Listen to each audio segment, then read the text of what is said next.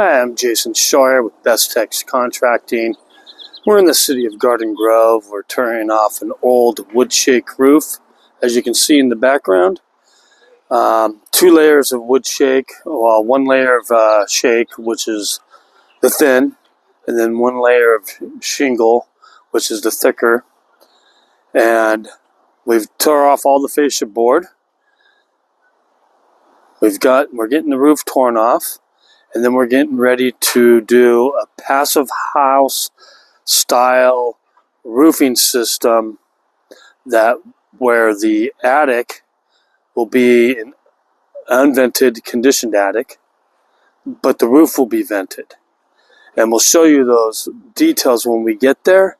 But right now, our main goal is let's get this roof torn off so we can get in there and start doing our retrofit towards passive house.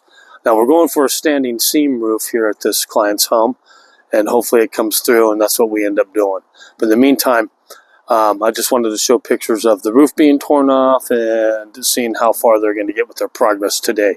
As you can see in the background, the trailer's almost full of wood, and then they'll probably make several trips to the local dump area.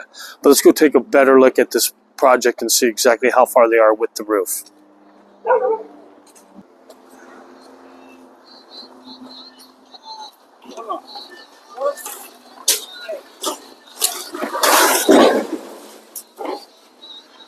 That's kind of a cool way to do the roof. So they're jamming along and getting this thing all ripped up. Let's go around back and see exactly what it looks like back there. You can see all the fascia boards down. Lots of termite damage on this job. Yeah, but they made some progress over here. Next will be the fireplace over here. We're going to demo that just below the roof line and eventually install an electric fireplace on the inside of this home to keep the natural look of a fireplace, but our other goal is to make this house all electric. Okay, today we're doing some more framing work. As you can see in the background here, we're framing up that gable that's existing. You can see the black paper or plastic up over there stopping animals and stuff from getting in there. But we've got the ridge beam up. We've got one side of the roof rafters up and hung. So basically what we did is there's a smaller gable just below that roof pitch, and we took out one side of the gables and we transferred it up to finish off and tie into the ridge. Now we're going to be bringing up that long gable point that you see right here that's coming on through, and we'll finish all that tie-in along with this roof and behind us. As you can see, the insulation at the garage area, we took off all the fascia board, we took off all the shiplap starter board. Most of it was termite infested, so it had to go. So we're starting from scratch with a lot of this stuff. But as you can see, we've got, I'll take you over there in a second and show you the posts and beam that we have and the framing that we got going. But let me go on and take you over there and show you what we're doing. There's our shiplap starter board down there. The stuff that's covered up in the Sierra Pacific is all of our fascia board. These 2x6s up here are all of our roof rafters. The 2x3s over there are going to be our sleepers or furring strips to lift the roof up 1.5 inches from our insulation level. So if you look at our roof, we will be putting a Proclima vapor barrier over the entire space sheathing. Then we'll put our 2x3s that gives us 1.5 inch gap. We'll install air gaps with bug screens on them, high and low, so we have a ventilated roof. And then our plywood will go down on top, and then the roofers can do whatever they want. So there's nothing different for the roofers to do. It's just that we're going to be jacking up that roof away from our insulation levels, where our insulation will be at our 2x6 roof rafters. So it will lift it up to the gable instead of being on the attic floor, and that's how a properly installed insulation should be. Let's take you on the other side to the framing and show you exactly what's going on over there. Oh, we also took off the eyebrow that came across. So as we come up over here, we've got our posts and beams up to be able to support.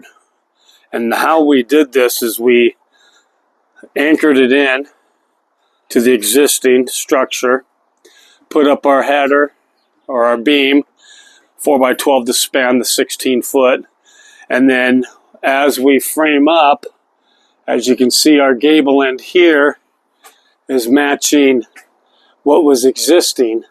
So this whole gable is basically coming out 7 foot, and we'll be framing this up this morning or this afternoon.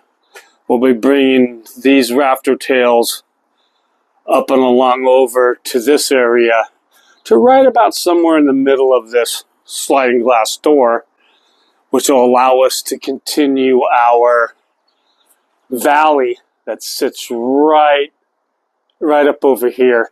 And that valley is going to continue up over the garage and probably end somewhere just before this garage man door.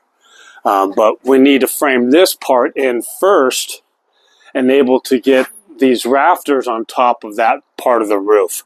And we'll show you that process once we get there.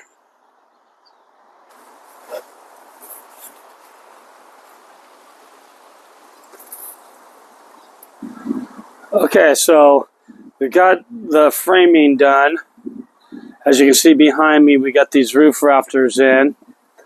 We also got the plywood up and underneath. And luckily we tore it off of the part of the existing house and was able to reuse it over here on this side. That's why you see that it has a radiant barrier on it, which is nice. Let me show you some other things that we did. I'll show you some roof rafters that we had to cut to go into the valley, which are sitting right back over here, but you really can't see it from there. So I'm going to go up the ladder and I'm going to show you those, okay? Okay, so I'm up here on the ladder now. There's that same plywood that we were seeing from down below. You can see how we got our rafters in place. We stuck freeze blocks in between each one. We copied this roof pitch, which is about 4.5 to 12, not quite a 5, a little bit more than a 4. And then we cut them and stuck them down on top of this plywood, and then we'll add some blocking to secure it and properly nail everything down. Our next one's going to be this super long gable that's about 22 feet long. That'll go just a little bit further than the one you see right over here. It'll go right about, down over there to complete this gable from there. So we're going to frame it up, copy that same pitch, and then basically it's going to be this gable here that's going to continue this 7 foot over on this side. So basically just extending this whole old exterior part of the house and bringing it over here to this part of the house. This is going to become just a covered patio area, and we'll get some floor joist tacked onto here to come and support anything that they stick over here on the side of the house.